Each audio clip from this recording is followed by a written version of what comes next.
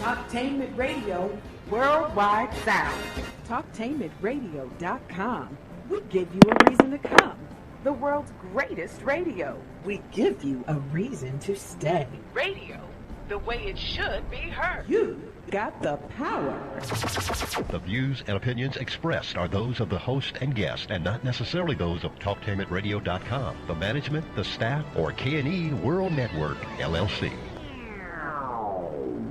Live call-in talk show. Dial 1-877-932-9766 and join the conversation here on TalkTainmentRadio.com.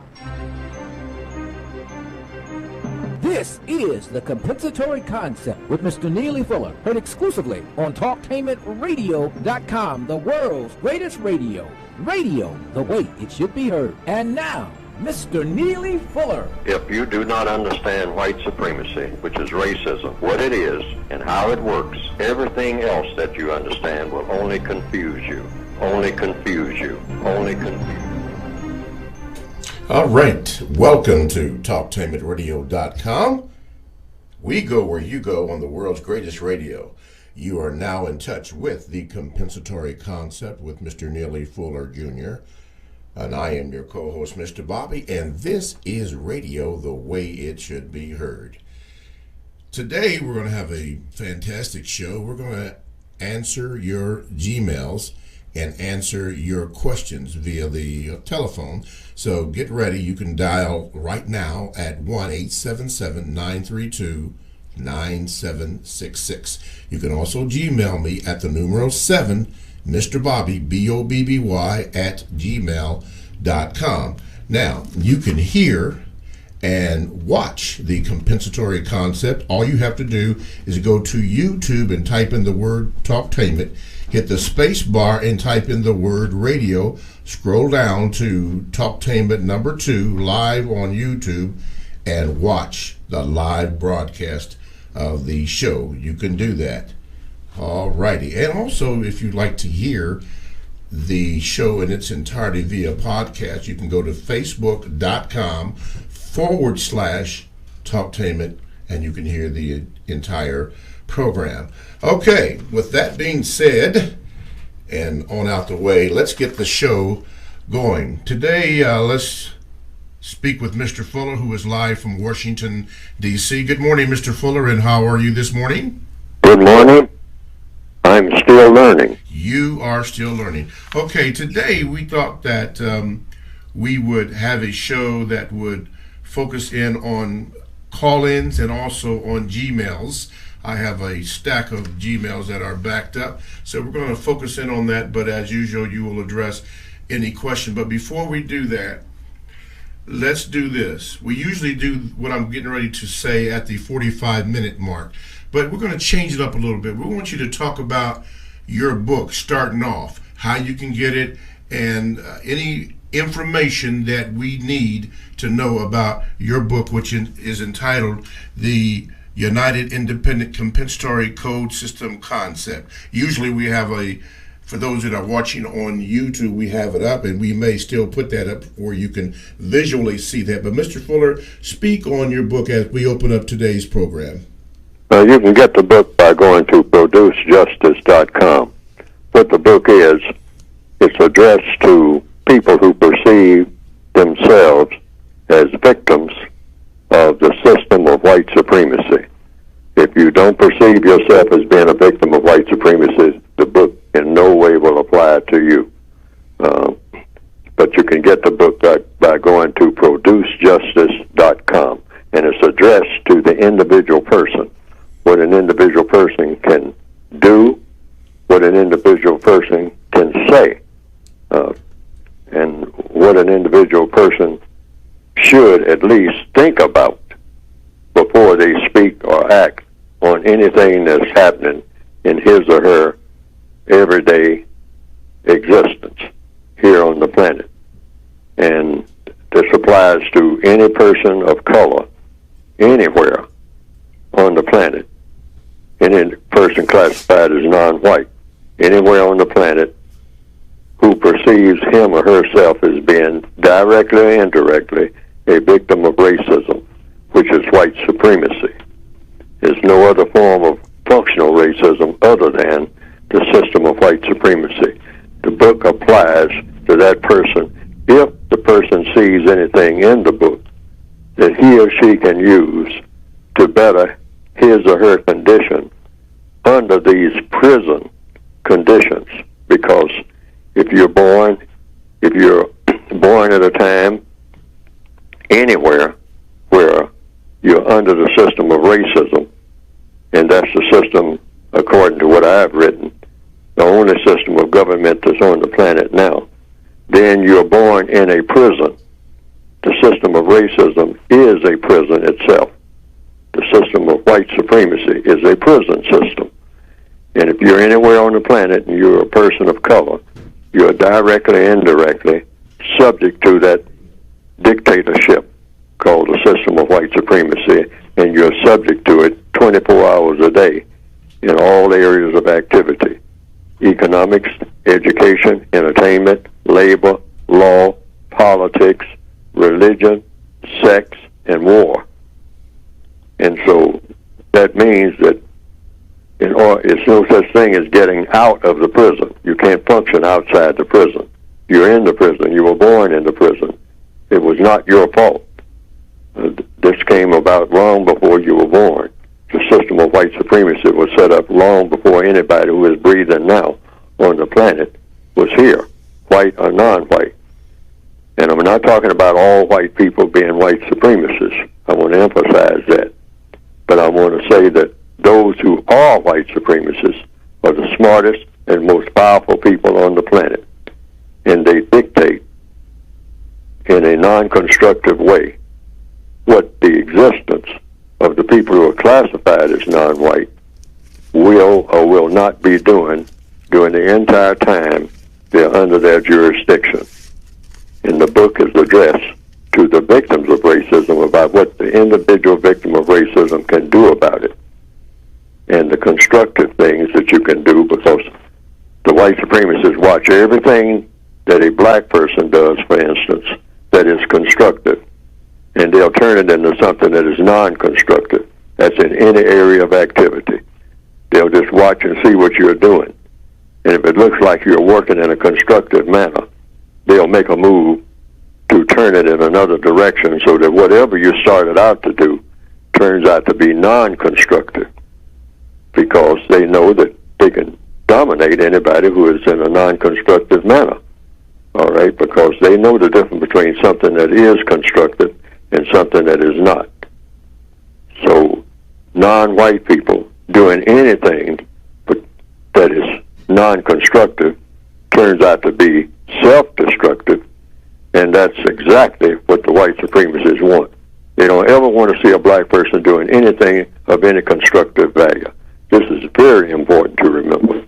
And the book is addressed to taking black people as best as possibly can into a constructive mode in all of the areas of activity, as best you possibly can under these prison-like conditions. Here again, you can get the book by going to producejustice.com. That's producejustice.com. All righty. Producejustice.com is where you can get the book.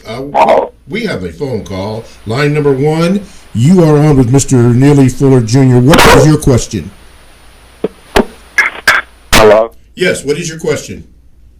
Yes, this is Eric calling in from Cleveland. Good morning. Good morning. Yes, I wanted to ask Mr. Fuller a question about the importance of, in the book he explains several times that all non-white people are in a system of white supremacy. And at the same time, he also says that it is not as important as to really, if someone does not feel they are a victim of white supremacy, his book is only for those who consider themselves as such. My question for Mr. Fuller is it necessary to try to convince non-white people that they are victims of white supremacy? Alrighty. Mr. Fuller? Well, yes, it is necessary to do that, but what the book tries to outline is a procedure for doing it. You never talk about racism to a person that doesn't want to talk about racism. People usually want to talk about what they want to talk about. And it's logical that you should listen to a person talk about what the person wants to talk about if you're going to talk to the person. That's the polite thing. That's the courteous thing. That's the most constructive thing to do. But if the person is of color and he or she starts talking about anything, sooner or later the conversation is going to turn to something racial, because it has to. You can't ignore the environment that you're in. Like a fish trying to ignore water. The fish can't ignore water because the fish is in water. The fish has to deal with the water. That's the fish. That's the environment of a fish. It's just made that way. And the people who classify themselves as white, who started the system of racism, decided that they would set up a world system based on doing all the world's business on the basis of what color somebody was, and that they would dominate people who they classify as not being white. And so if a non-white person wants to talk about economics or education or entertainment, it's got to be in one of these 9 areas of activity. It's 9 areas, according to what I've written. It covers everything, I think. And that's economics, education, entertainment, labor, law, politics, religion, sex, and war. So a person, for instance, might want to talk about economics within the context of a job that they have. Well, just let them talk. But sooner or later, most likely, a person of color is going to say, well, on this job that I have, I'm having a problem. You say, well, what problem are you having? Say, well, I'm having a problem with some of the people I have to work with. Well, what problem with what people that you have to work with? And just let them talk. And sooner or later, they might say, even though they started out saying they don't like to talk about this racial thing, they will talk about the racial thing. And that's when you start talking to them about it. It's only when they want to talk about it, because all roads are going to lead to that anyway. It's just a matter of just being patient and listening to what the other person has to say. It's going to lead there. And then when you see an opening, you just simply ask the person, well, do you know what my opinion is? And then that's when you give your codified opinion of what's going on and what you can possibly do about it. That's the way the conversation should go. All righty. You heard it right here. That's what you have to do. Thank you, caller, for your call. TalkTainmentRadio.com is a 24/7, no-charge, worldwide broadcasting facility with hosts delivering on various topics such as news and lifestyle, sports, law, health, wellness, religion, and politics. Now, here's one that I am promoting, and it is a show that Talktainment has allowed me to have, and that is Talking Sports with Mr. Bobby. Now, it premieres this Tuesday, coming up the 20th of March. And as a special guest on the show, now we do talk sports, but we also created an area for people to come in who are doing something positive in the black community, so to speak. And that is, we're going to have Brother Muko from Baltimore, the Baltimore Care Unit, the compensatory Baltimore Care Unit, and he will discuss what is really happening in Baltimore, Maryland, especially in relationship to the TV docudrama, I guess you would call it, The Wire. We will ask him some real questions, about that. Now, you're invited to call in at 1-877-932-9766 and ask Brother Muko any question. But more important than that, you also are invited to listen to Talking Sports with Mr. Bobby, heard exclusively on TalkTainmentRadio.com. That is radio the way it should be heard. And speaking of that, when you go to the TalkTainmentRadio.com homepage, you are able to view all the programs that Talktainment Radio has. Little bios and a little bit of information there that you can access so that you can select which program you'd like to hear. All that from TalkTainmentRadio.com, radio the way it should be heard. I am Mr. Bobby. I am the co-host on the Compensatory Concept with Mr. Neely Fuller. Our show is entitled phone calls and Gmails that Mr. Fuller will address. You can call in right now. Phone lines are open at 1-877-932-9766. You can Gmail me at the numeral number 7, Mr. Bobby, at gmail.com. I will do that. If you'd like to listen and hear the program, you can do that by going to the YouTube channel and then typing in the word Talktainment. Hit the space bar and type in the word radio. Scroll down to Talktainment 2 live on YouTube, and you can watch our live broadcast. And we would appreciate that. And while you're there, hit the like and subscribe button. You'll be glad you did. And one more thing, you can also view and hear the entire show by going to facebook.com/Talktainment, and there you go. Okay, Mr. Fuller, let's do this. We have a Gmail. This is from Brother George, and he's speaking about the non-stop Holocaust. He said, Mr. Fuller, our people need to watch this, and he gave an address about the non-stop Holocaust. I already knew that most of it, but it shows how many vectors they are using to attack us as black people. Even in the womb, a brother can't even have a normal birth before they start cutting holes in the mother and shaving our penises via that sick Jewish practice of circumcision. Could you comment on this, please, Mr. Fuller? Well, I'm not familiar with the details of this. I hear all sorts of things, but just remember that that's what the code does. You try to take a blanket approach to the system of white supremacy when you talk about it. You just simply say everything that a white supremacist does is designed to support the system of white supremacy in one or more areas of activity. So anything that you see in the news that comes up, to the extent that a white supremacist has something to do with it, is to help to support the system of white supremacy. That's the government that they're familiar with. That's the only government that they know. That's the only government that they have any regard for. I mean, it is their government. They found it produces the type of results that they want. So anything that involves non-white people that is happening that shouldn't happen, they're the usual suspects. So you just automatically take that for granted. They don't make moves unless it's going to help the business.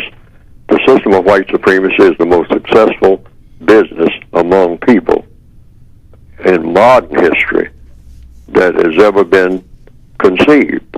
There's no religion, no political system that is stronger than the system of white supremacy on the planet Earth right this moment in 2018. So the people who practice that system are very devoted to it. So they do all sorts of things. But anything that they have anything to do with that involves people of color is to strengthen the system of racism, no matter how it looks on the surface. Even when they come and say, we're doing everything we can to help you be a better people than you already are and make things more comfortable for you in that betterment. And that's what they'll say. But no matter how they start out, it's going to turn out to be something ugly. They do that in a very subtle manner sometimes, particularly in the field of entertainment. They'll say, we want to help you. You know, we want to help you write a song. We want to help you in the music industry. We want to help you in the movie industry. And they'll start out, I mean, it'll sound great. But somewhere along the line, they'll start flipping the script. Mm-hmm. They'll start changing and adjusting stuff. So, you know, it looks like it's going to be something really great and really beneficial, and it's going to help black people mentally and physically and financially. And it'll help you financially for a short period of time or whatnot. But mentally, it's usually something, they'll put just one or two things in it that's going to destroy everything that they did, you know, in that envelope that they put it in. They'll put it in a nice, pretty envelope, but when you open the envelope, there's some ugliness in there that's going to be poisonous to whatever they said they started out to do, that's going to be of great benefit to you people.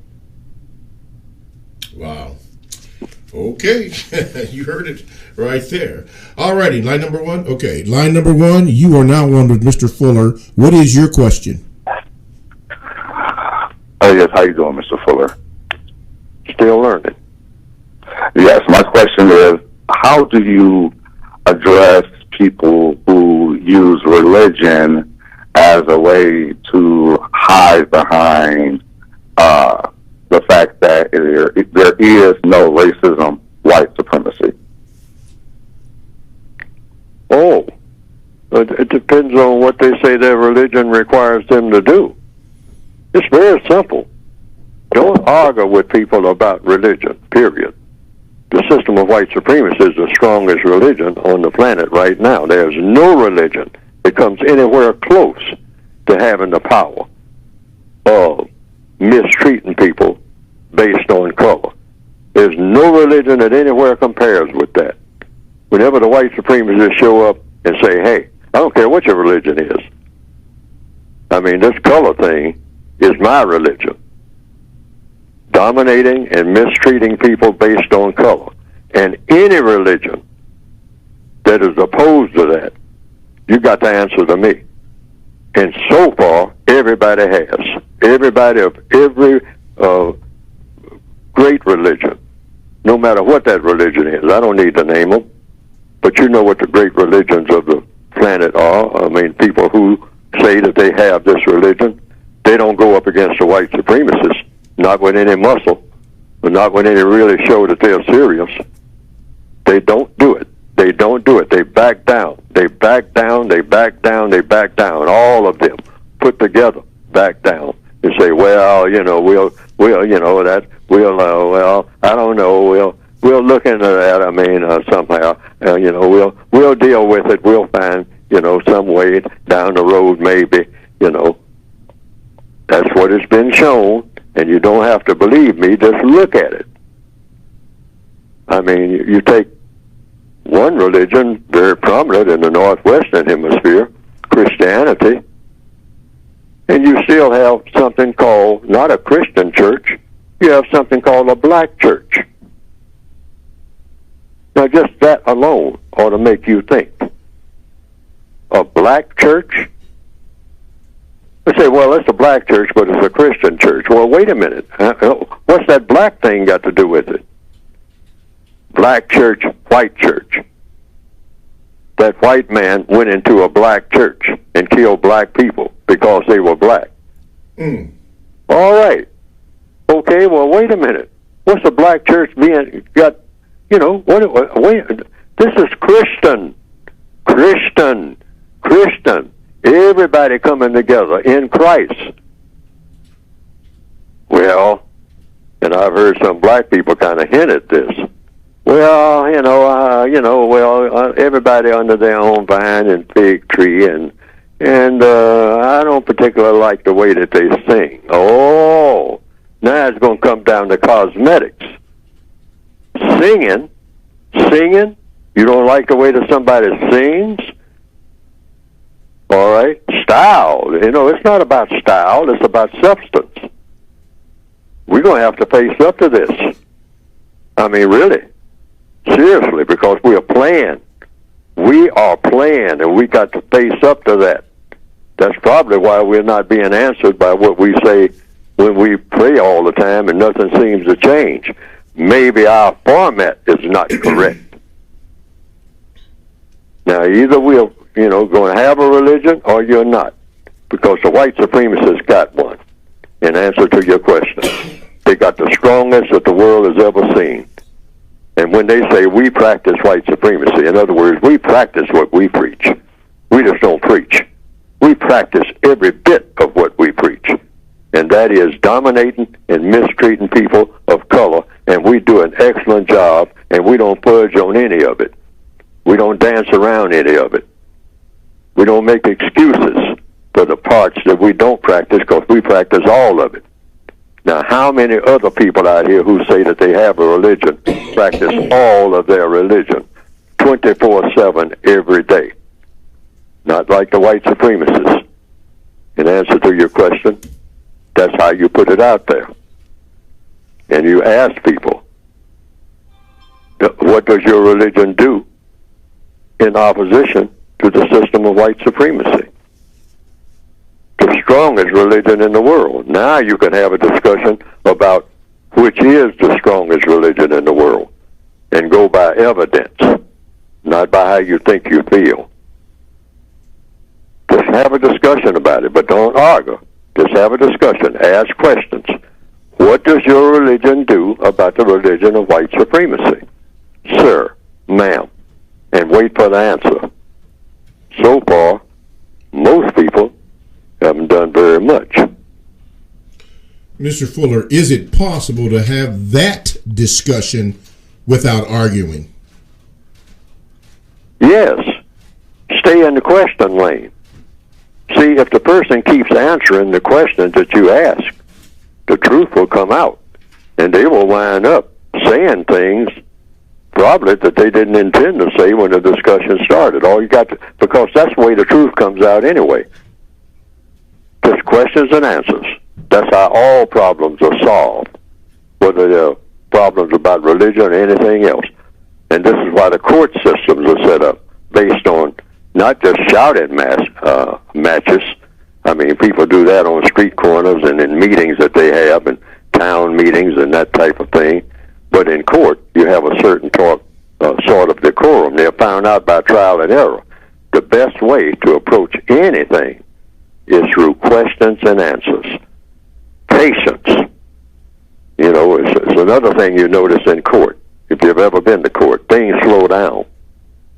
So you got to have a lot of time. Endless time. You know, you just tell the person, say, do you have enough time? See, we can't be in a hurry, because I got 1,000 questions that I'm going to ask.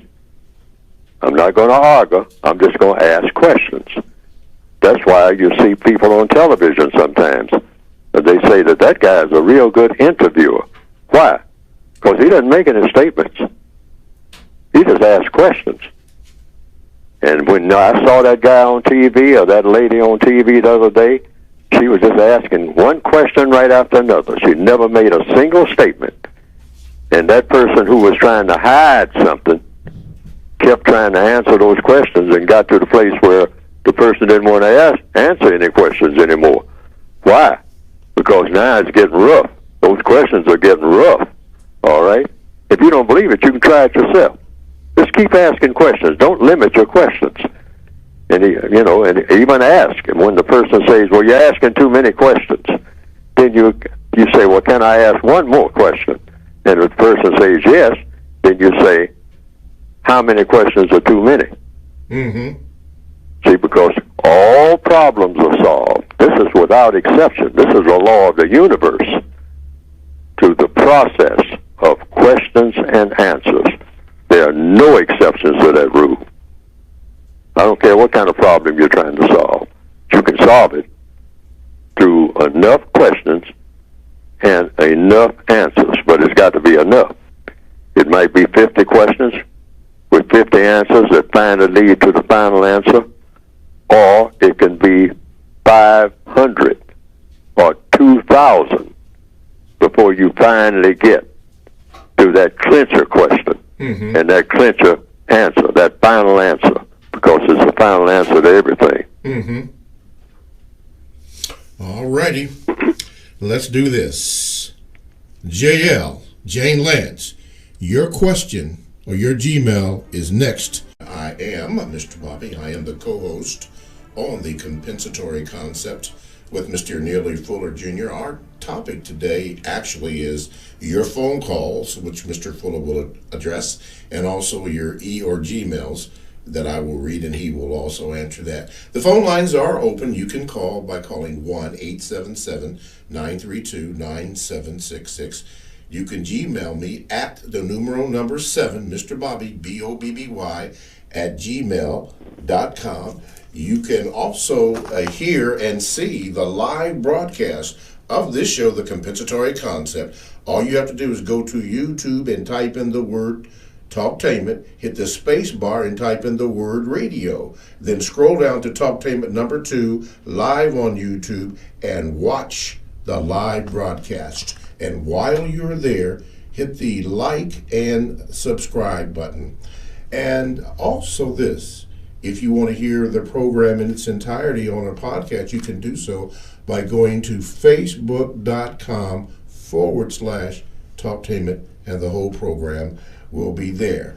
Okay, Mr. Fuller, we have a Gmail here from one of our loyal listeners, Jane Lance, and she said this, thank you, Mr. Bobby. I have noticed that you name dropped me several times, and I appreciate it. I've been spreading the word about Talktainment Radio to friends and family. I hope they will support it financially. I just sent an old school money order for the second hour of the compensatory concept with Mr. Fuller. You and Mr. Fuller take us to school every week and give us a real education. Keep up the good work. Mr. Fuller, my question for you is this. I'm a logical black woman. The more logical I am, the more it seems to bother some white folks. When I'm working, reading, or just minding my own business, they try to get my attention. I see them staring at me out of the corner of my eye, but I continue doing whatever I'm doing. When they finally realize that I am not going to approach them, they approach me and start questioning me. They usually ask, "Why are you so quiet?" or "Are you okay?" several times. Why do they do this, Mr. Fuller? What do they want from me? Thank you for taking the time to answer my questions. In other words, you're on a job situation, if I understand the question. Yes. They approach and what is it that they say? Always pay attention to what people say. Well, they did. They said, "Why are you so quiet?" or "Are you okay?" Answer the question. See, all problems are solved through the process of questions and answers. And that's a question that can be asked. Is there a problem? You can just ask the person, is there a problem? What problem? Who's causing the problem? What can we do to resolve the problem? And if they would say it to me, I mean, well, you're not very talkative.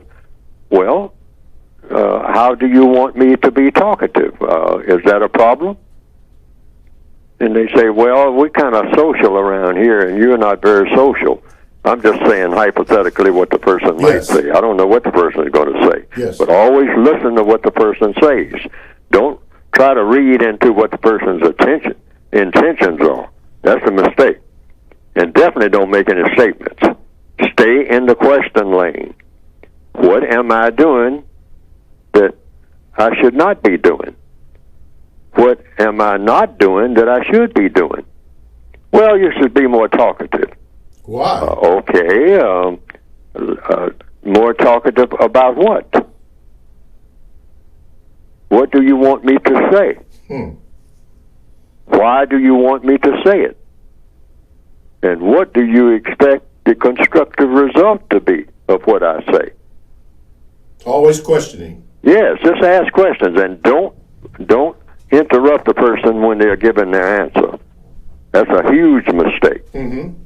Because now you're going to confuse yourself. Yes, sir. You don't want to do that. You don't want any confusion. Anytime you're having a conversation, the one thing you don't want is confusion. And you add to the confusion when you ask a person a question, yes, sir, and then you jump into the middle of the answer. All right? Now you got confusion. Okay? And the white supremacists thrive on confusion. Yes, sir. Once you got confusion, they have taken over. And the entrance way to confusion is when you ask a question, and then when the person starts answering the question because you don't think that you particularly like the answer that you're getting, then you start trying to give them the answer that they should be given. No. The whole purpose by asking the question is to get that person's answer, not yours. So never answer their question with your answer. Never help them with the answer. Never. Okay. Always be patient and just listen. And listen for mostly listen for the next question. Okay. All right? Because they approach you. So therefore, they can tell you what the whole thing is about. And if you be patient, you will find out what the whole thing is about. Okay. Okay? because you don't assume that you know what it's about, even though you might have made that assumption. You keep that to yourself. Yes, sir. Let them tell you everything, not some things, everything. Everything. All right? Okay. I think if you use that formula, that's a codified formula, that will always work. Okay. Because it always worked for me. It's never failed. All righty. Stay in the question lane. All right. Stay away from making statements. Okay, JL. Except just to give a straight answer to a question. Okay. Well, all right, JL, there you have it. Stay in the question mode, and you'll be okay. Another Gmail here comes from, I guess it's Prentice. He says, Mr. Fuller, what does the code say about how one should answer self-identification of race on job applications and surveys? For example, since there is only one race, the human race, it seems like self-identifying a race is submitting to the white supremacist ideology. Yes, where they have race, you come under black because you come under the white supremacist race, okay? And that's what they require of you. Just like any penitentiary system, any prison system. All right, you're not doing penitence because you haven't done anything. So I say prison. And the system of white supremacy is a prison system. So they require you to fill in the blanks that they set up. They didn't tell you to bring in your own form and write what you identify yourself as being. They tell you how you're supposed to identify yourself. And if they give you an option and whatnot, then they need to put that option on there, okay? The code book says if they give you a blank where a check mark when they say like other or something like that, you can probably put down VOR, victim of racism. That's what that means. Okay. That's what the code prescribes, if you wish to. But if you think that if you do that, you won't get the job or you'll put yourself in jeopardy, then you just check mark black. I could put down VOR. I've never done that. I check mark black where they say, black, African American, or whatnot. I just put down the closest thing, and I say the closest thing is black. So I just check mark that. Why? Because that's what they said I better do. See, I didn't invent that racial system. You're not even supposed to have a racial system. See, that's number one. See, I mean, when they say what race you belong to or what, your category under the so-called census, that's not even supposed to exist. But in the prison system that they have set up called the system of white supremacy, it does exist. And they do require you to say it. On some, I think on some driver's license, they don't require you to say it. I've heard that. I haven't even checked mine lately to see if it's on there. But it's on some driver's license. They require you to put something there, all right? So you put down what they require you to put. If you are classified as black according to them, your race, you belong to a race called black, then you put that down. Now, a person might say, well, isn't that falsifying a statement? Not in the system of the prison systems they have set up, because they determine what's true and what's false. Mm-hmm. And when they're telling you to put down something false, because the white supremacists deal in falsehood all day long.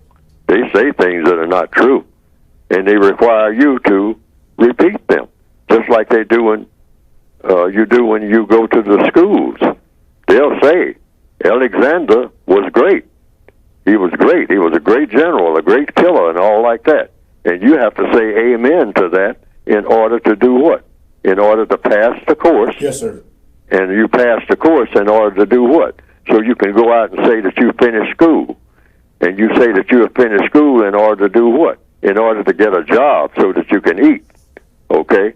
Now, they require you to sit there and say things over and over again in a school that are absolutely false. Yes, sir. All right? They require that.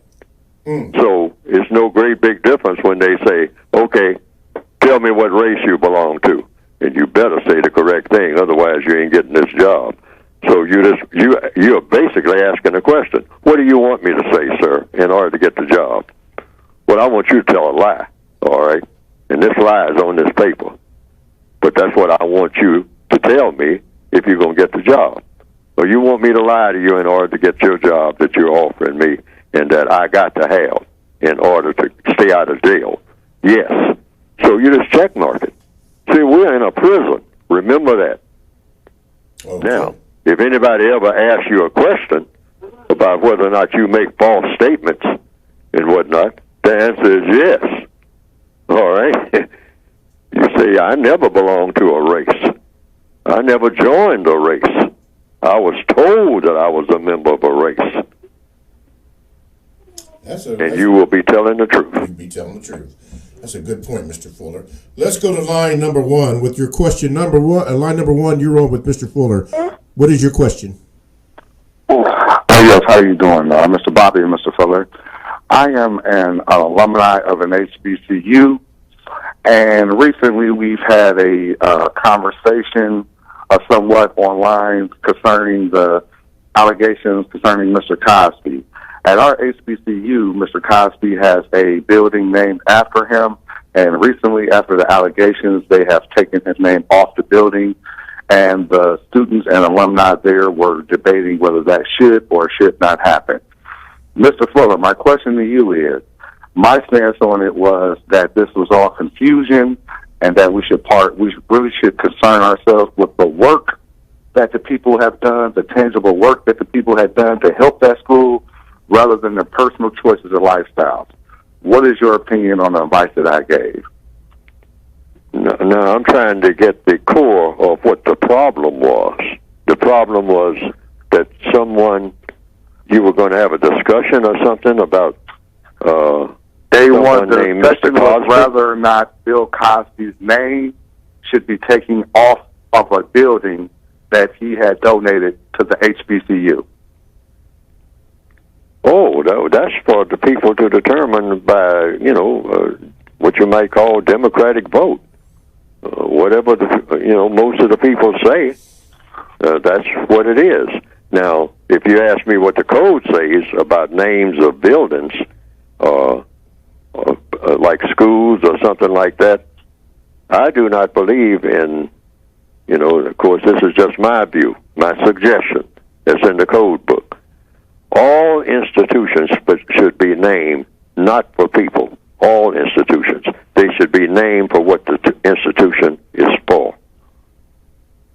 Because if you start going by people, everybody has a huge amount of faults. That's just an assumption according to the code. There are no people, no persons on this planet who are the quality of people that they should be. Not one. Why? Why would I say that when I'm not even familiar with all of the people on the planet? Because the planet is dominated by people who practice white supremacy. And there's no way that anybody in the system of white supremacy can be the quality person that a person should be. That's impossible. That can't be done as a prisoner of war or as a white supremacist or as a white person who is seeking not to be a part of the system. That system, that person is in a very weak position, not in a powerful position, so that person is not the type of person that person should be. There are no people, not one, in the entire system of white supremacy, I don't care who it is, who is not completely riddled with flaws. Completely. There's no way to be in the system of white supremacy and you're not a seriously flawed person. That's impossible. Why? Because the system of white supremacy is a seriously flawed system and is intended to be. So you can put Mr. Cosby's name on anything, just like you put General Robert E. Lee's name on things, just like you put Thomas Jefferson on the dollar bill. Hey, you talk about flawed people. Name somebody who is not just completely rotten with flaws. That's all of us. because you can't be anything else in the system of white supremacy except a seriously flawed person. It's not going to happen. Now, that's code. You can, either take that perspective or leave it, like everything else in the code. Okay. Alrighty. From the Gmails, we have one from Joshan Henry.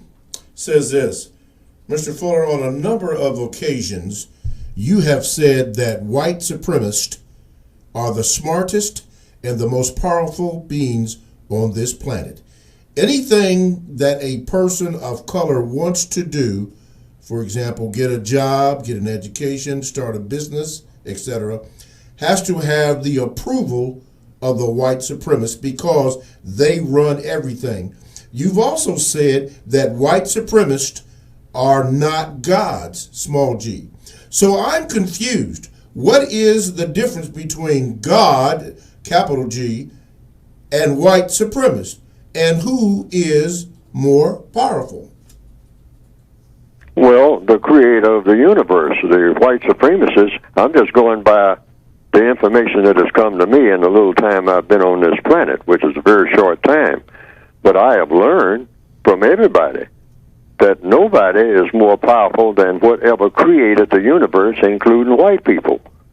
Some force created everything that we're looking at. Rocks, mountains, clouds. I know I didn't do it. If I did, I don't remember it. And I can't take credit for it either because I don't remember it. So I can't say that I did it, and I can't even name who did it. And I haven't run across anybody who said that they did it, white or black, white or non-white. And so the assumption is whatever made all those dust particles that are on what they call the surface of the moon. I've seen white people on television who say that they have been to the moon and they discovered different things there that they didn't know were there. So they're not claiming that they put it there. I haven't heard anybody claim that they did it, any person. So there is a force that is much greater than even the white supremacists, which most white supremacists will say there's a force greater than them. But when it comes to non-white people, the white supremacists themselves have said, in no uncertain terms, repeatedly, yes, we are not superior to God. They say that. They say that in their Ku Klux Klan meetings and all like that. They say that they serve God. And this is the context in which they usually put it. The way I've heard it passed down for generations, and that is they say that God made white people to serve God. This is the way I've heard it. God made white people to serve God and made black people to serve white people. And if everybody just leaves it alone and stop all this hooping and hollering and screaming and trying to change it, everything will work out just fine. God made white people to serve God. That's how I've heard it over and over again. And God made black people to serve white people, who then in turn serve God. In other words, if you want to get to God, you got to go through white people. And they say now this is what some white supremacists have claimed. And if you just keep it that way, everybody will wind up happy. Just all you black people just do what white people tell you to do. White people will then go and check with God. God will tell them what to tell us as black people. And if we just leave that alone, that'll work smoothly for everybody. And they say that when you look at the evidence, it shows to be true. They say that white people go and pray to God because God's not going to listen to no black people trying to come directly to him. I mean, wait a minute, where are the white folks? All right? You go through them to get to me. That is what the white supremacists say. That's their gospel. And they say the evidence kind of shows that that's got to be true because they say, look at where we are And look at where the black people of this planet are. Wait a minute. They come to us for everything. So their God tells them to mistreat black people? Say that again? So their God tells them to mistreat black people? Oh, well, that's why I came to the conclusion when I heard that, when I first heard that. I say, I don't believe it. Okay, all right, I All got right. you. See what I mean? That's why I wrote my book. Yes. I tell every white supremacist, yeah, that's what you say. Yeah, because that's easy for you to say. All right? And you can show some evidence according to you. But I say, you're just a master mistreater. That's what you are, and that's all that you are. Yes. And I mean, I'm saying, hey, you know, I don't believe that story that you're telling, that God assigned you to tell me what to do. And I better do it, because if I don't do it, I'm disobeying God, because you have brought that message to me from God, because you got a direct line to God, and my only connection with God is to go through you. I don't believe it. No. And white supremacists will say, well, all the pictures you see on the wall of people who have anything to do with God, don't they look like me? Say, yeah, you painted those pictures. Mm-hmm. See, that's, you know, and many black people tell them that. Mm-hmm. You know, yeah, you painted those pictures and told me to hang them on the wall. But you painted those pictures, you know. Do you know what really God looks like? Well, God looks like me.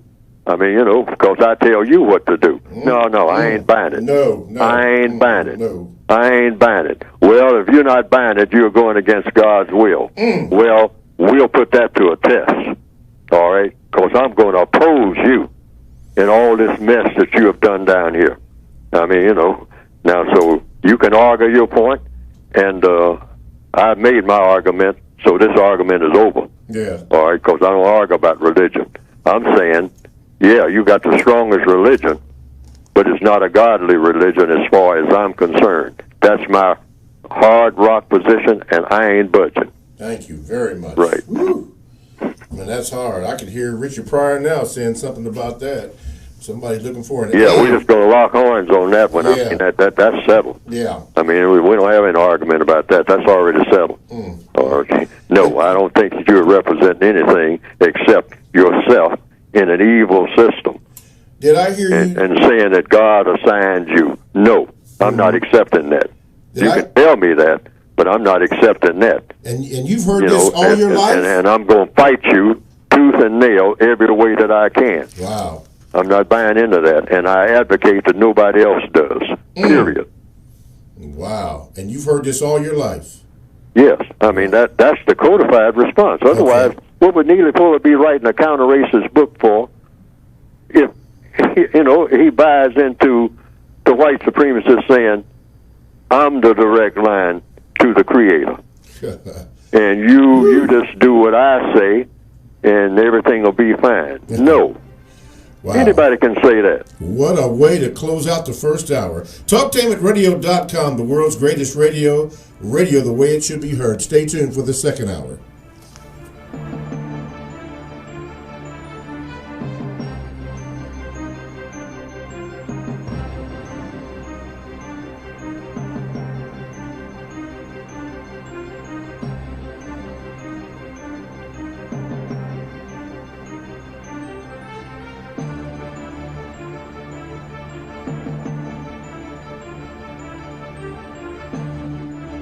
Thanks for listening to The Compensatory Concept with Mr. Neely Fuller, heard exclusively on TalkTainmentRadio.com, the world's greatest radio. The most important question in all racial matters is why.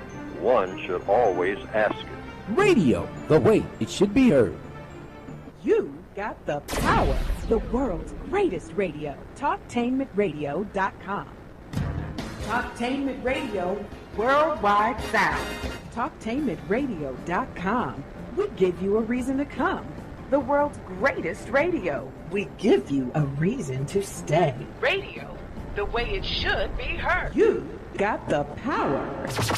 The views and opinions expressed are those of the host and guest and not necessarily those of TalkTainmentRadio.com, the management, the staff, or K&E World Network, LLC. live call-in talk show. Dial 1-877-932-9766 and join the conversation here on TalkTainmentRadio.com. This is the Compensatory Concept with Mr. Neely Fuller, heard exclusively on TalkTainmentRadio.com, the world's greatest radio. Radio, the way it should be heard. And now, Mr. Neely Fuller. If you do not understand white supremacy, which is racism, what it is and how it works, everything else that you understand will only confuse you. Only confuse you. Only confuse you. Good morning again, and welcome to the second hour of the Compensatory Concept with Mr. Neely Fuller, Jr. I am the co-host, Mr. Bobby, and this is Radio, the way it should be heard. Now, the second hour is the donation hour, and that's the time when you can make a donation for the second hour of production of the Compensatory Concept with Mr. Fuller. Now, we have some reoccurring sponsors: Brian Gadsden, Eric Williams, BW Gifts down in Houston, Texas, Helen Nance, Don Michener, and Jane Lance are reoccurring members, and you could be one too. All you have to do is go to the TalkTainmentRadio.com homepage. There is a donation button down on, I think it's the right hand side. All you have to do is hit it and donate to the second hour of the Compensatory Concept with Mr. Neely Fuller Jr. Mr. Fuller and myself are not compensated by anyone, by your donations, or by TalkTainmentRadio.com. We do not get anything for that. This is what you wanted, the second hour, to be presented because of your questions, and you love Mr. Fuller's answers or suggestions, and so a second hour was created. So that's what you do. Hit that donate button and donate any amount that you want to. We're not going to tell you what to invest in the program, but if you think it's worth it, then send a check or money order, and all the information is on the screen how you can do it, and it is tax deductible. Okay, with that out the way, let's get back into the program. The program today is entitled Phone Calls, which Mr. Fuller will answer, and your emails. He's answering them and has been, and it's been completely off the hook, that good. So do that. You can do that by calling 1-877-932-9766. You can also Gmail me at the numeral 7, Mr. Bobby, at gmail.com. You can also do this. You can see and watch, or watch and hear the program live. As a matter of fact, we're on the screen now. The broadcast of the Compensatory Concept. All you have to do is go to YouTube and type in the word Talktainment, hit the space bar and type in the word radio, scroll down to Talktainment number 2 live on YouTube, and you can watch the broadcast live. While you are there, hit the subscribe button and also the like button, and you'll be glad you did. And one more way, if you want to hear the entire show, all you have to do, the podcast, is go to facebook.com/Talktainment, and you are in the house. Phone lines again are open. We're doing Gmails and phone calls, so call in. Okay, Mr. Fuller, the Gmail. This comes from Nick, and he says this. Mr. Fuller, my question concerns racism in the LGBTQ community, of which I am a member. I've observed that white gay men can be some of the most racist individuals out there. So often I see black gay men deal with self-loathing as they try to gain the love and affirmation of white gay men who largely do not find black men to be attractive. In fact, it is almost pathological the lengths that some black gay men go to feel validated by white men, even settling for the white man's secret fling. The worst thing about it is some white men seem to know the power that they have and have almost enjoyed playing cat and mouse games with black men that they later reject. White gay men like to claim that they can't be racist because they themselves are victims of suppression. Mr. Fuller, what does make this behavior in light of the code? Thanks. This comes from Nicholas from Richmond. Well, it's a long, it's an explanation and a question, but I think the essence of the question is sexuality and racism. You might put it under that heading. Yes. Racism and sexuality. All right. Let's go to fundamentals. According to the code, white supremacists do not do anything in any area of activity: economics, education, entertainment, religion, and sex. They don't do anything in any area of activity except something that's going to make the system of white supremacy stronger. And when you look at television, when you look at all the magazines, when you look at some of the shows that they put on and whatnot, cross-dressing and all that, spectacular, you know, they got black people leading the pack, all right? Now, and anything dealing with LGBTQ and a whole bunch of other alphabets that they're going to add down the line. I have a bunch of them, hypothetical ones, listed in the code book. I say they might come up with as many as 200 different types of sexualities. I just, out of, you know, as a hypothesis, I came up with around 75 categories, just like they're doing with the racial thing. They're adding to the number of races, the number of different people of different races, to the lists that they originally started out with, which was 1860.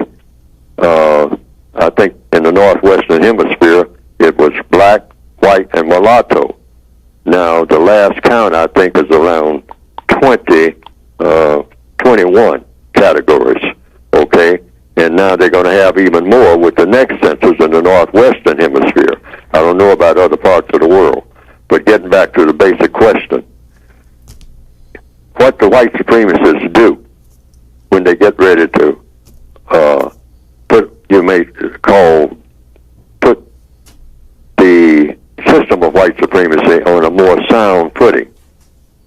Confusion is the main thing that they want. So you add to confusion in the field of sexuality by adding the categories of sexuality. All right? People have been people for thousands and thousands of years. Some people say millions of years. All right? People have been existed on the planet. All right? But the white supremacists, in their need to give more power and retain the strength of the system of white supremacy, thrive off of confusion. So they do this in religion, they do it in economics, they do it in education, they do it in entertainment, and they most certainly have to do it in the area of sex. So they say, hey, you know, there's no such thing as sex in reality. I mean, that's mostly a figment of people's imagination. Now, they just came up with this. I mean, they're pushing it hard, okay? And they're pushing it off on the non-white people of the planet.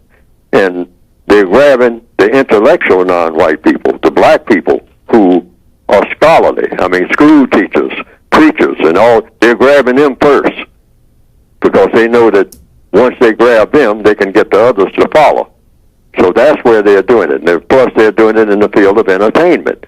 They're pushing that real hard. Okay? Turn on television and whatnot, you see all kinds of programs where they got, you know, they're hand-picked black people and whatnot. I mean, and it's no reflection on the black people themselves because the white supremacists are orchestrating all of this. They're saying, hey, you come in here with a new form of sexuality for you black people, and we'll give you money. And you put on television. I mean, how much money do you need, boy? You know, how much money do you need there, lady? You know, you're a black lady and whatnot, distinguished, and help us to spread this gospel of, you know, flexor sex, scatter sex, you know, invisible sex, all kinds of sexuality. I mean, you know, this male-female thing, that's old-fashioned. I mean, I don't know who thought that up. That doesn't even make sense. I mean, you know, I mean, why should they hog all the credit for sexuality? No, we got all forms of sexuality out here, and they should be recognized. And we're coming up with new forms. Every 15 minutes we come up with a new form. recognized. They're there all the time. They just haven't been recognized. Push them to the forefront.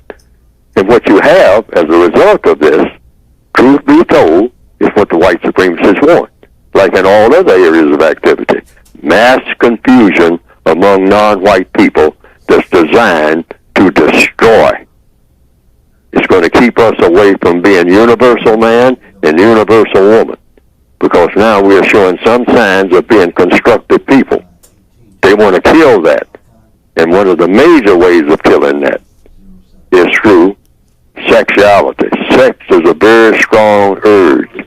And when you can divide it and twist it and turn it upside down and inside out and scatter it all over the place, I mean, you got mass confusion in sexuality. You will automatically have mass confusion in religion, in economics, in education, in entertainment, in politics, in all the other areas of activity. The white supremacists are scientific. They know this. So, what are they doing? Systematically, they're producing, you might say, and I have this in some of my notes, white male anuses as being superior to and more so-called sexually desirable than black, non-white vaginas. I'm going to say that again. White male anuses, this is where they're going to finally go, are superior to and more so-called sexually desirable than black vaginas. The basic message is white male anuses are the new black vaginas. Wow. I'm going to say that again. White male anuses are the new black vaginas.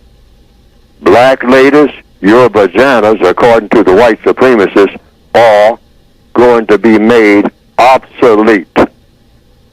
Wow. Obsolete. Your vagina is going to be considered worthless. And the white male anus is going to be superior to the black female vagina. Watch it. That's where they're going with all of this. Woo. And the next thing they're doing, black, non-white vaginas are going to be obsolete, functionally ornamental, generally obsolete, particularly and preferably when presented in a masculinized body. In other words, the black male is going to be considered a being with an artificial vagina. That's the way to go with him. Ooh. All right? And start off with the ornaments. Like when you see the average black male, it's a holdover from the last 20 years of a entertainment thing, but now it's a sexualized thing. Black male, when black male comes on television, he's supposed to have earrings. You know, plenty of white men sitting up there without no earrings, even though they may be gay and whatnot. But the black male has to have these ornaments that are traditionally assigned to females. All right? You know, get your hair a bit longer. I mean, you know, the hair is too short. Have it hanging down to your shoulder so you look exactly like your sister when she comes out of the beauty parlor. All right? We have 2 generations of that we don't even pay attention to. We just say it's a style. But it's the white supremacists who are behind this. All right? They know how to play behind the scenes and pull the puppet strings. Just like the symbolism that goes on the cover of the book, The Godfather. I mean, you know, the strings are pulled from somebody behind the curtain. Okay? What we call black culture, the white supremacist has a whole lot to do with black culture. That's why it's a failed culture. Yes, it is. It's a failed culture. It's failed to solve problems. Black culture is rotten. All right? Almost to the core. The culture that we brag about. Because it doesn't solve problems. That's the measure.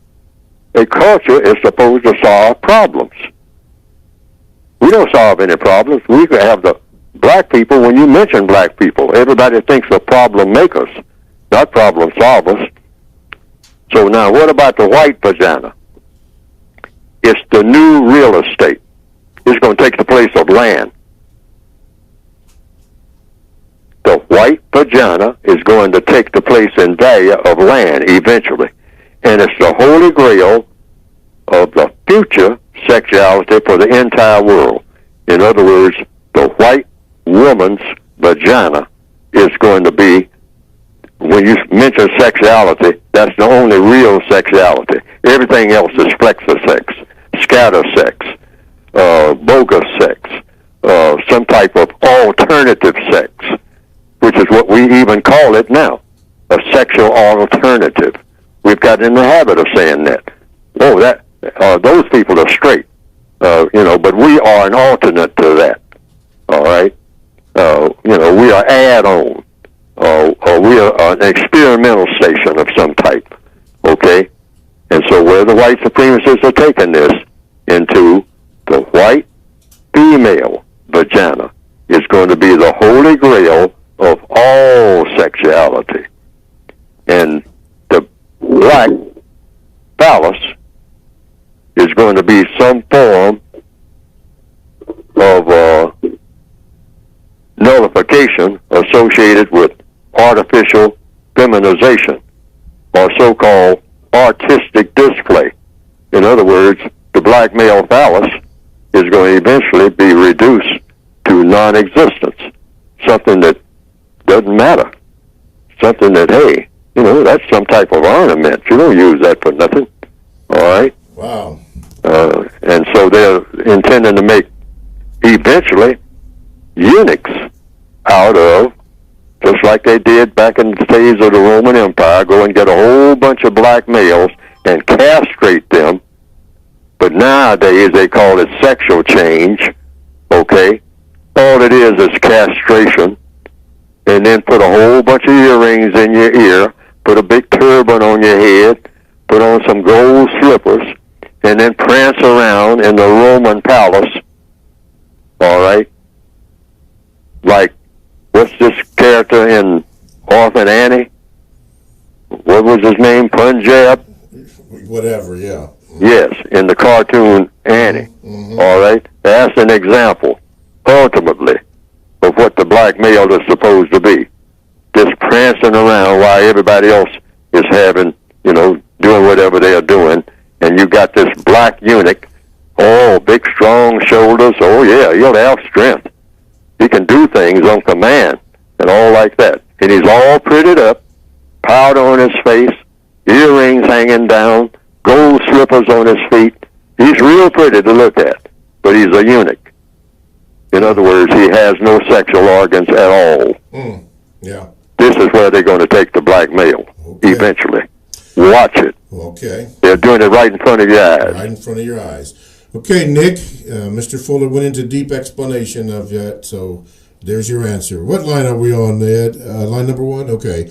Line number one, you are now on with Mr. Fuller. What is your question?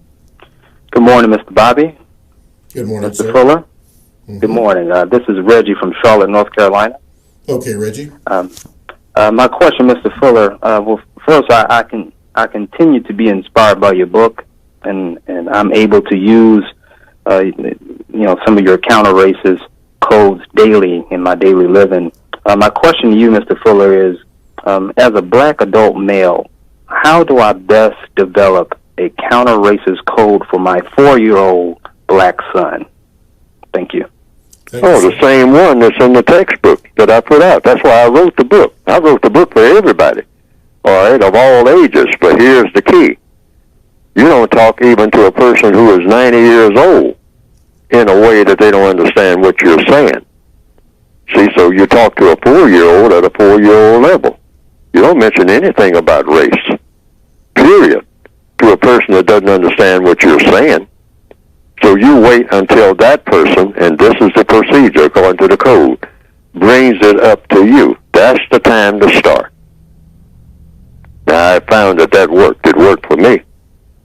I wait until the person mentions race to me, and that's persons of any age. All victims of racism are equal. We're equal prisoners. But the only time you tell a person about the prison that they're in is when they understand what a prison is, first of all right? So when your 4-year-old gets to be at an age where he or she comes to you and says something about color in people, that's the time to start answering their questions. People are always ready to talk when they ask questions. And they're ready to listen because they're asking the questions. That's the key. I tell everybody, don't tell your offspring nothing about race until they come to you, and sooner or later they will come to you. And they will mention something about color. That's the first signal. When they say anything about, well, the boys at school said this and they said that, and he called me the N-word. What's that? And all that. Now they are ready to talk because they're asking you questions. So you sit down and make sure you got plenty of time, because then that's when you start telling them about the entire system that they're in, the prison that they're in. Get that straight real early, because that'll serve them all the rest of the way, because they'll have an understanding of the world that they're in, and they won't get tripped up like most black people. We're told too late about the system of racism as it being a global system, and that we are drowning in it, okay? Because we don't want people to feel bad. But we're not in a feel-good situation, and that has to be told. Mm-hmm. Okay. And the sooner, the better. But don't tell them too soon, because then that does damage. Now, what is too soon? They don't understand what you're saying. They hear what you're saying, but they don't understand all the ins and outs, and they don't grasp the big picture, and then the small elements in the big picture. You have to talk to people at a level of their understanding, and that's whether it's a 4-year-old or someone who's 90 years old. If you're telling a person about computers, you want to tell them in such a way they understand what you're saying. You're not just throwing words out there just because you know the words to say. No, you want them to understand everything that you're saying. That's how I grade myself on this program. I grade myself. I've never gotten beyond 2 stars out of 4. That's how I grade myself, because I don't think that I stay focused, and I don't think that I make myself clear. So I'm always striving to get those 4 stars. And the whole time I've been on the radio and on this internet, I've never gotten more than 2.5 stars according to my own grading system. Because this is business. It ain't personal. Right. Alrighty, TalkTameRadio.com is a 24/7, no-charge worldwide broadcasting facility with hosts delivering on various topics such as news and lifestyle, sports, law, health, wellness, religion, and politics. Now, here's one show that I'd like to develop, and it is my show. It's called Talking Sports with Mr. Bobby, heard exclusively on TalkTameRadio.com. It will premiere on March the 20th. Of this year, 2018, and our guest will be Brother Muko from Baltimore, and he will be discussing the compensatory care unit and the things that go on in Baltimore. So stay tuned for the Talking Sports with Mr. Bobby, heard exclusively on TalkTameRadio.com. As a matter of fact, any shows that Talktainment has, all you have to do is go to the TalkTainmentRadio.com homepage, and there you can look up any program you want to, bios of all of us, and it is very interesting. You can select whichever one you want. All that from TalkTainmentRadio.com, radio the way it should be heard. Phone lines are open. We are discussing your Gmails and your questions. Call 1-877-932-9766. Gmail me at 7, Mr. Bobby, BOBBY at gmail.com. You can hear the compensatory concept live. All you have to do is go to YouTube, type in the word Talktainment, hit the space bar, and then type in the word radio. Scroll down to Talktainment number 2 live on YouTube, and watch the live broadcast of this program right now. And you'll see on there, you'll see a picture of me, and also in the right-hand corner, you'll see the compensatory book, United Independent Compensatory Concept book, right there. You can see that. And as a matter of fact, as we go into the second part of the second hour, Mr. Fuller, usually we do this at the 45-minute mark, but we're going to do this now. We need for you to discuss your book and how we can get it and all the latest information on it. Oh, well, you can get the book just by going to producejustice.com. And all the information you need is right there for getting the basic textbook and an additional volume. It's really an addition to the basic textbook. Some people just get the basic textbook because that's adequate within itself.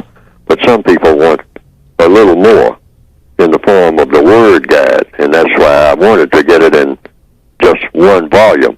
But then the book would be too thick to carry around. So I had to put it in 2 volumes. And I reluctantly did that because I don't believe in writing a whole lot of books. In fact, the code says one problem, one book. I mean, and that's what I tried to do. I tried to crowd everything into one volume.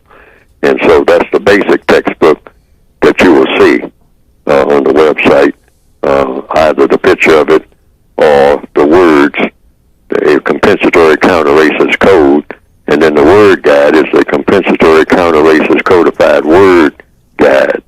It tells you how to use words, how not to use words, what questions to ask when other people use the words, and, and just generally words that have something to do with racism, either directly or indirectly. Words that might be important. Some of them are not directly associated with racism, but they are indirectly associated with racism in all areas of activity. So I put a lot of words in there that a person say, well, what is this word doing in this word guide? It doesn't have anything to do with racism, but everything has something to do with racism, directly or indirectly. But words are very important. The white supremacists understand this, and they dictate. They control people's minds through the use of words. So you have to be alert to some of the key words. Certainly, I don't have a book. That word guide doesn't come anywhere close to having even a large fraction of the words that should be there. But then you would have to have a book that you would have to have roll it around on a cart, like some of the books you see in libraries and whatnot. You have to have, you just can't do it. You can't lift the book. It would be so heavy. The English language is loaded with a lot of words. But I tried to pick out some key words. That's why I call it a guide. And so it can lead you to discover other words and how to use them. Words that you will even change the definitions to. Like I have a definition for the word justice that you won't find in any dictionary, I don't think. And that is, justice is you guarantee that no person is mistreated, and you guarantee that the person that needs help the most gets the most constructive help. Now that's a definition for justice that I didn't get out of any book. I just made it up myself because I say it makes more sense than any definition of justice I have ever seen. And if someone comes up with a better one, I will adapt that one. Because words are nothing but tools. Tools to do what? To get a job done.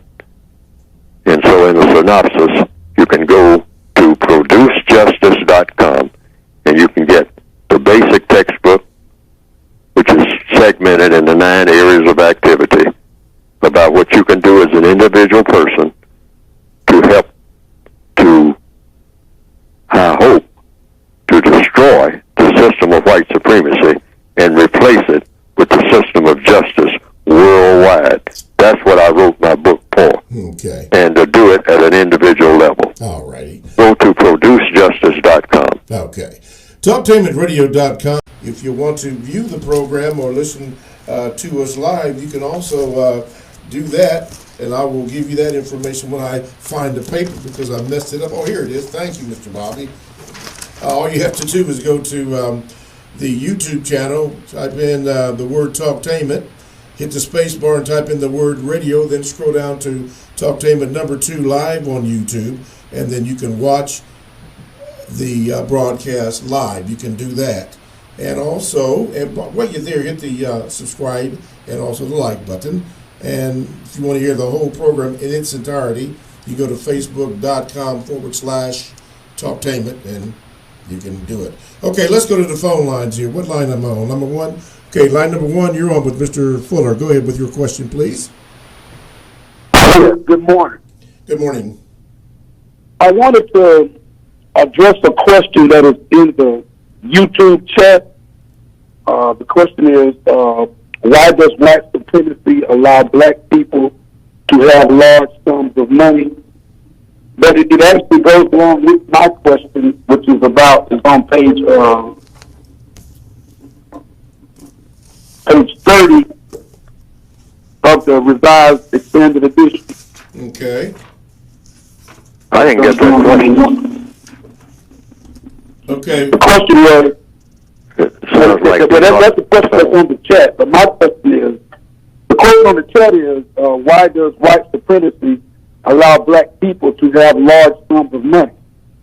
That's a question that was on the chat. I just want to include that with my question, since both of them are about the same thing, and maybe you can address both of them in one answer. What is your question? My question is on page 30 of the revised expanded edition in paragraph number 1, 2, 3, 4, 5, 6, where it says, it is important to know and to understand that the white supremacists have the intention of causing envy, hostility, and or conflict between the non-white people that they have showcased with many benefits and the large number of white people that they have forced to have almost, large number of non-white people, that they have forced to have almost nothing of constructive value. And so my question was, how do, when the white supremacists give us everything, no matter if you have a PhD or you start your own car wash business, in order for us to be successful at that endeavor, you're going to have to be given money by the white supremacists so they can showcase who they want. And my question is, how do we define who's being showcased and who's not being showcased? Okay. Number one. All right. Wait a minute. Let Mr. Fuller answer that one first. Go ahead, Mr. Fuller. Well, wait a minute. It seems like a lot of things are being said here, but I'm not getting to the core, which that's probably my fault. But another thing, I don't hear the question very well. The question. Is there any way, Mr. Bobby, you can relay what that question is the best you can understand it? Okay. Okay, I would have to hear it again. Brother, could you just simplify it real simple so that Mr. Fuller can understand it? No problem. Yeah, okay. In racial showcasing, in racial showcasing that the white supremacists use to keep it and make the system of white supremacy strong and to keep it going. When they do racial showcasing, how do we determine who's being racially showcased? In other words, who are the white supremacists giving these things to? And who are they not? When everything is given to everybody by the white supremacists, no matter if you're poor. Okay, Mr. Fuller. Oh, you just determine that as an individual. See, everything in the code book is addressed to the individual victim, and you determine who's being showcased. Sometimes you're being showcased. The white supremacists showcase anybody. They just grab anybody. I mean, they don't care. Any black person will do. I mean, they'll just grab anybody to showcase and say, for example, I'll give an example that someone recently sent me an email about a questioning the royal family. And I understand that a prince over in England now is being paired off with a non-white lady. Some people refer to her religion, but they also refer to her color. Said that color. Has, you know, I think some people in the audience here have heard about that. And there's a prince in England now who's going to be paired off with a female who is of color. Now, what the code book says about that, presumably that they're going to be engaging in sexual intercourse and all like that, that's a white supremacist move. And that's showcasing. That's showcasing. That's showing that that's a real example of racial showcasing according to the code, according to counter-racist logic. That if this is going on, any type of sexual intercourse between a white person and a non-white person is going to make the system of white supremacists stronger. Why? Because it's happening within the system of white supremacy. If it wasn't happening within the system of white supremacy, then it would just be, to use a cliche saying, boy meets girl, so to speak. I mean, even Steven, they're all equal. But in a prison system, it's equivalent to a warden having sexual intercourse with a prisoner. It's a power play. So that just adds to the power to the system of white supremacy. And that's showcasing. Now, why is this showcasing done deliberately? It's to give the impression to all the other non-white people on the planet that color doesn't matter. It gives that impression. Now, that's a chessboard or a checkerboard move by the white supremacists, because it's all about perception. It's all about making impressions. That's what showcasing is, making an impression that may not have any substance to it. But a lot of non-white people will say, well, you know, racism is not a dominant feature, and, you know, that used to be. I mean, that's not anything. You know, you got a prince that's going to be paired off to a black person. I mean, you know, you got black presidents. You got black people in positions of power all over the world.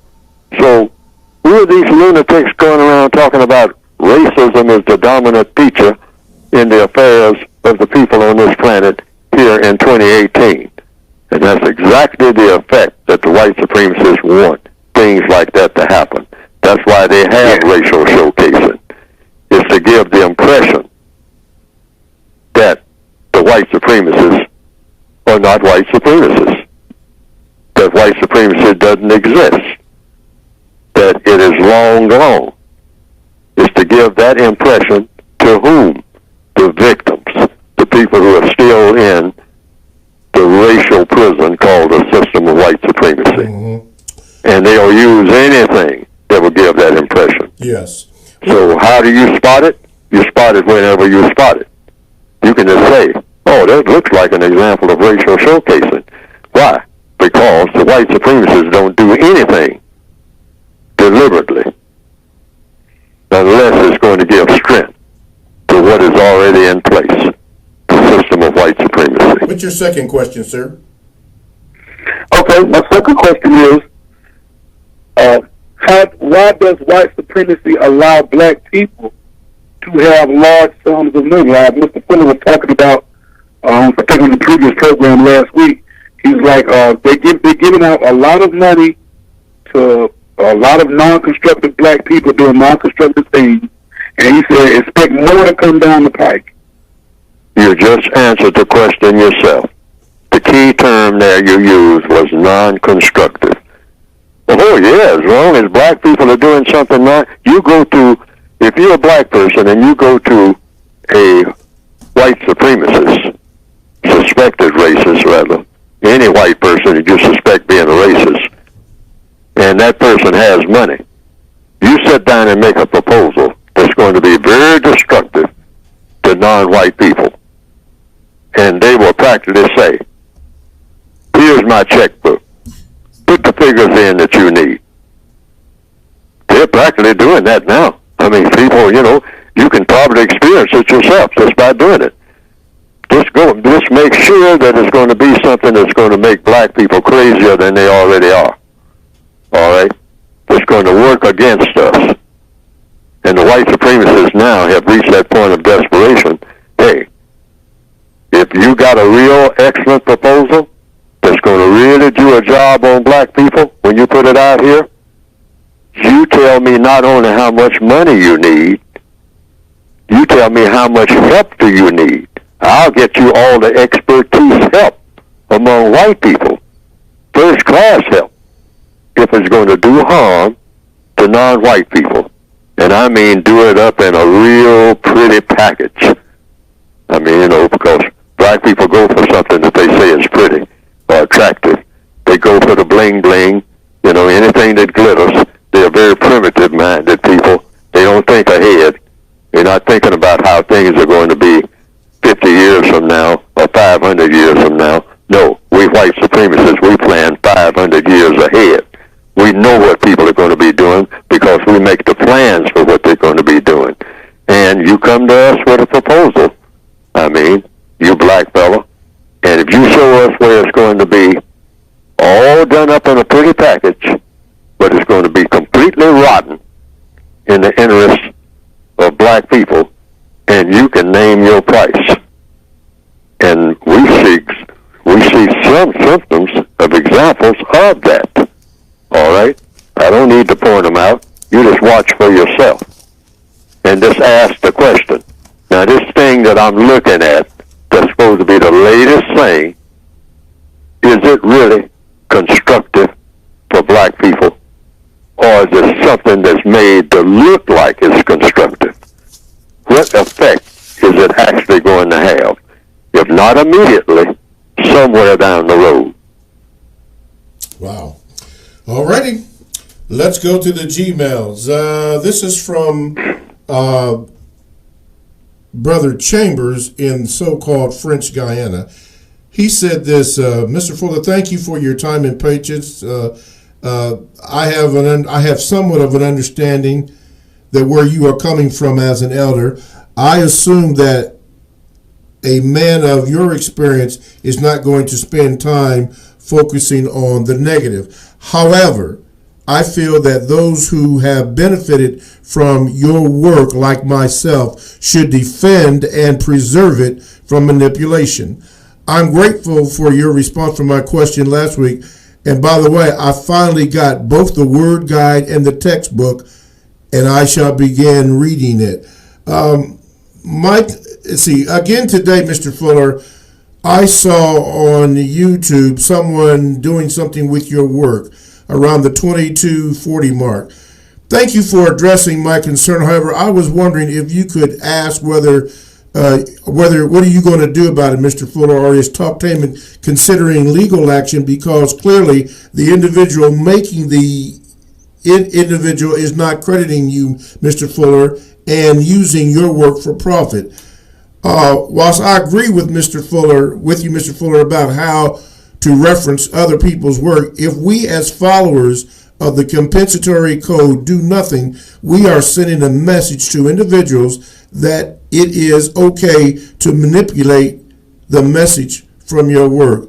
And I don't think that's good. Come from Brother Aaron from Spain. Mr. Fuller? Well, it looks like I'm going to have to do this quite frequently, and I've done it before. I have said on the air, and I'm trying to get more outlets in order to expand that word. I wrote my book for people to use as individual persons, but not to put their ideas in and mix them with my ideas without making a distinction between who is saying what. The white supremacists do that type of thing, and they're going to be doing that with the work that I put out. I mean, I'm not going to be gone from here, from this earth, 5 minutes before they start to work on that, and they'll be doing it.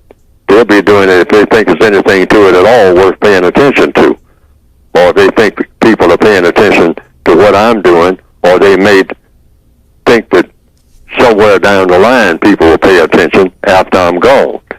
So they already got a plan for that, and that is the plan, to distort what I have put out here. And I'm saying any black person who's going to help them do that is an agent of what they're doing. They're not doing anything but just taking us right back where we started from, which is zero, which is, in the system of white supremacy. You're not helping at all to solve the problem. You're adding to the problem. Everybody who is doing that or planning on doing it. It's okay as long as you have your ideas, which you're supposed to do. That's what the code even advocates. Put your ideas out there. You can have my book right there in your seminars and whatnot, which I advocate that people do, right in the colleges and everywhere. Say, okay, this comes from Neely Fuller. This is some stuff that he put out here. So you tell the people that. But then, when you get ready to say something that you're putting out here, you say, now, this is not Neely Fuller talking from this point on. Because Neely Fuller said this, and he said that, and he said the other. Now, some things I agree with, some things I don't. And I'm talking now. So I'm going to tell you what I think about the issues. All right? You're not either criticizing or uplifting what Neely Fuller's done. You're just citing what Neely Fuller said. And people can take it or leave it. Then you draw a huge line between what Neely Fuller said and then what you are going to say. And don't just repeat what Neely Fuller said and then say that you are saying it. But all you're doing is repeat what Neely Fuller said. And making a profit. So you might as well just say, this is what Neely Fuller said. Otherwise, you're not being honest. Yes. And the code requires that everybody be truthful in what they are doing and why they are doing it. Okay? Just make the distinction. I quote Mark Twain. I quote Frederick Douglass. I make a distinction. I say, look, I'm quoting Frederick Douglass. This is what Frederick Douglass said. He's gone. He's not here to speak for himself.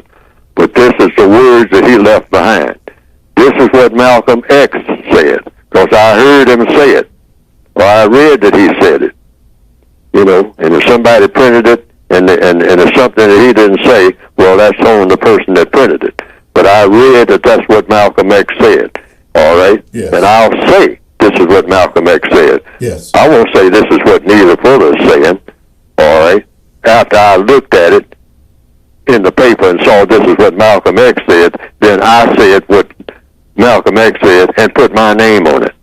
And then start making money off of it. Yes. No. Yes. Stop doing that. All of the people out here who are doing it, stop doing it. You are not solving the problem. You are not even helping to solve the problem. You are helping the white supremacists to do what they do best, cause confusion. All right? Now, Yes. I welcome black people even to contradict everything that Neely Fuller says. If you see that there's a contradiction, if you see that what you're saying is better, yes, stand up and recite exactly what Neely Fuller said, and then you say, now this is what Neely Fuller said, but Neely Fuller don't know what he's talking about. Now, I'm going to tell you what I got to say, all right? Or you can say, this is what Neely Fuller says, and I agree, if you do agree. But I have some added things to say, all right? And then you start from there. It's very simple. And if you're an honest and truthful person, and you want to be forthright with the people that you're addressing, and not send out a whole lot of false messages, just make that distinction. Neely Fuller said this in his code book, or he said it on Talktainment Radio, all right? On what date, if you have the date. And just say that, okay? And then you say, now that I've told you what Neely Fuller said, I got a list of things here that I'm going to tell you that came from me. And then you say what you got to say. But don't mix the two up so that people can't make the distinction between what Neely Fuller said and what you are saying. Mm-hmm. And there are people out here, it's been reported to me, who are doing that. And the number is growing. Yes. And you are helping the white supremacists when you do that. Yes. When you do just one time of that type of thing. You're helping the white supremacists, and I want that on the record for all time, that that's what you're doing. Yes. And you should be considered as a person who is set out to do that, because that's what you're doing. That's what you're doing. Because I've told you the procedure, the codified procedure.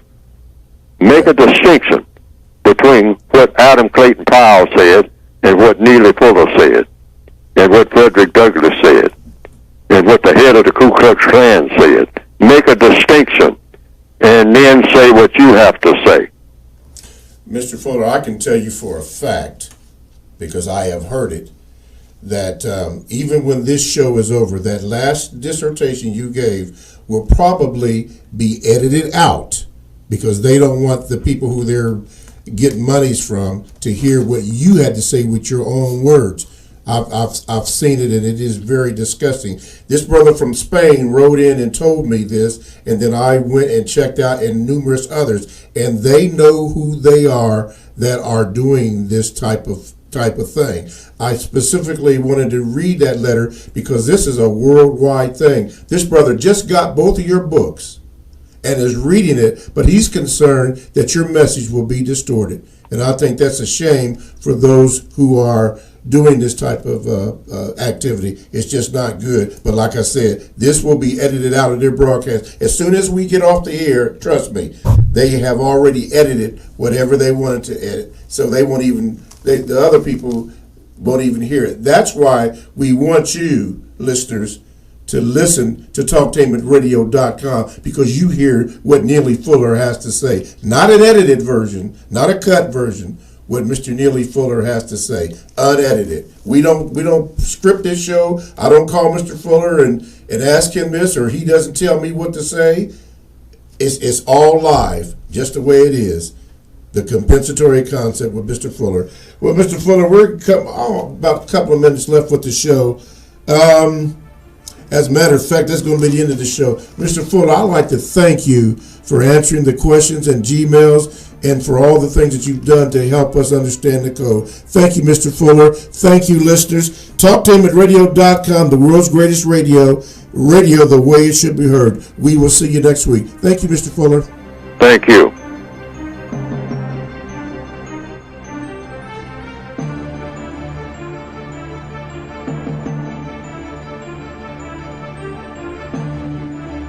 Thanks for listening to The Compensatory Concept with Mr. Neely Fuller, heard exclusively on TalkTainmentRadio.com, the world's greatest radio. The most important question in all racial matters, why?